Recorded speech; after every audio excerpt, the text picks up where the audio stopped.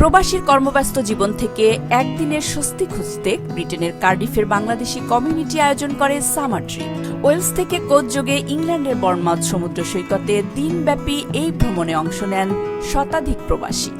Community সংগঠক VP Selim Ahmed, যুব সংগঠক খলিলুর রহমান, সামাজিক ব্যক্তিত্ব সুমন আলী ও সাংবাদিক মাহবুবুর রহমানের সার্বিক ব্যবস্থাপনায় যাত্রাপথে ছিল গান, কৌতুক, আবৃত্তি ও নানা ধরনের খাবারের আয়োজন। সকল নেতৃবৃন্দকে যারা দলমত নির্বিশেষে আমাদের ডাকে সাড়া দিয়েছে এবং আমরা আমাদের সাধ্যমতো চেষ্টা করেছি সুন্দর একটি দিন উপহার দেওয়ার জন্য, সুন্দর একটা ট্রিপ উপহার দেওয়ার জন্য। আপনাদের সহযোগিতা আমাদের এই সফলভাবে সফল হয়েছে।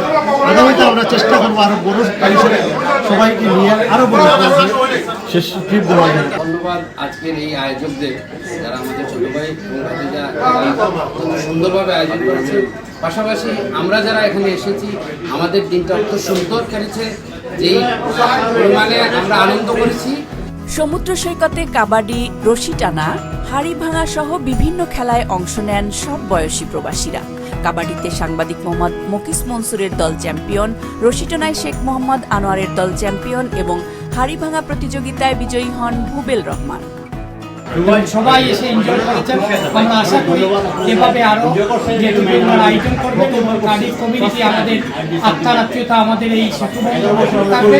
দিন শেষে ডিনার ও পুরস্কার বিতরণ অনুষ্ঠানে কাউন্সিলর সালেহ আহমেদ সহ কমিউনিটির বিশিষ্টজনরা বলেন, এমন আয়োজন প্রবাসী বাংলাদেশিদের পারস্পরিক সম্প্রীতি ও ভ্রাতৃত্ববোধকে আরও শক্তিশালী করবে। ভবিষ্যতেও এ ধরনের আয়োজন অব্যাহত রাখার আশাবাদ ব্যক্ত করেন তারা। Politika news, London.